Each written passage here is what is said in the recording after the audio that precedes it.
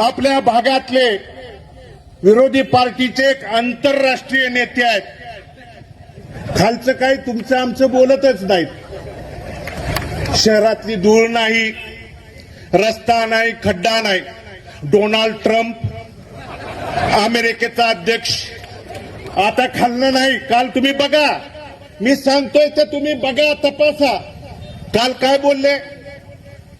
175 कोटीचे रस्ते आणले, 230 कोटीचे अमुक आणले, लाखात हजारात तर भानगडच नाही.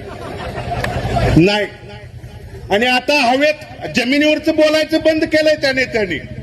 वरून उड्डाण पूल, सरगम चौकातनं उड्डाण पूल काढायचा आणि अर्बनच्या अलीकडे आणायचा. काय अर्बनला अडचण येते? इकडून उड्डाण पूल आणायचा, तिकडे न्यायचा.